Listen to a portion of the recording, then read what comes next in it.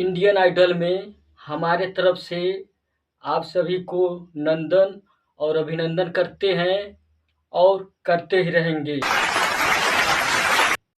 आज हम ऐसा कहानी लेकर के आए हैं जिसे सुनने से आप लोगों को कलेजा फट जाएगा, आंखों में आंसू आ जाएगा। एक राजा के यहाँ भोजन करने से पूरे गांव की मृत्यु हो गई। अब इसको पता लगाना है कि दोषी कौन है और नादोषी कौन है। तो चलिए इस वीडियो में हम आप लोगों को दिखाते हैं और बताते भी हैं। एक राजा ने अपने महल में गरीबों के लिए भोजन तैयार कराया, लेकिन दुर्भाग्यवश खीर में एक सांप गिर गया। किसी को भी इसका पता नहीं चला और वो खीर गरीबों में परोस दी गई और इसे खाने से सभी गरीबों की मृत्यु हो गई। ये देखकर राजा के होश उड़ गए। उसे लगा कि उस पर गरीबों की हत्या का पाप लग गया। पश्चाताप में वो अपना महल और राज्य छोड़कर जंगलों की ओर निकल पड़ा। उसने सोचा कि शायद तपस्या से उसे इस पाप से मुक्ति मिल सके। चलते चलते वो एक गांव में पहुंचा। गांव के चौपाल में बैठकर उसने पूछा कि क्या इस गांव में कोई ऐसा परिवार है जो सादा जीवन और भक्ति में विश्वास रखता हो। गांव वालों ने बताया कि यहाँ एक भाई बहन रहते हैं जो बहुत ही सादगी और भक्ति से जीवन बिताते हैं। राजा उसी घर में ठहर गया। अगली सुबह राजा ने देखा कि वो लड़की ध्यान में बैठी हुई है। आमतौर पर वो जल्दी उठकर घर का काम और नाश्ता बना लेती थी, लेकिन उस दिन वो काफी देर तक ध्यान में लीन रही। जब वो ध्यान से उठी तो उसके भाई ने कहा, बहन आज तुम देर से उठी हो, घर पर एक मुसाफिर ठहरा है, नाश्ता कराकर उसे जल्दी भेजना था।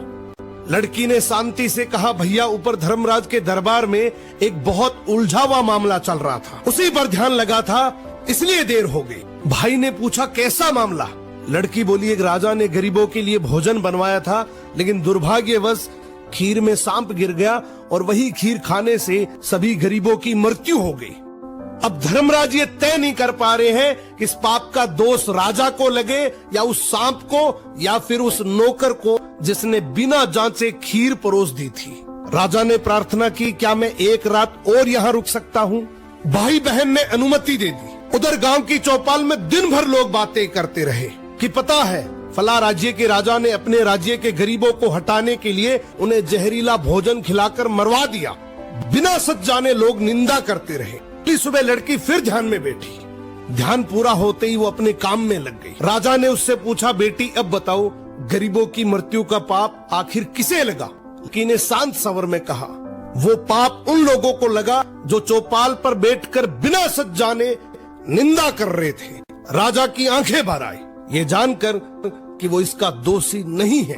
जिंदगी में याद रखना, दूसरों के पाप गिनने वाला इंसान अक्सर अपने सर पर सबसे बड़ा पाप उठा लेता है। हाय फ्रेंड, हमारी कहानी कैसी लगी?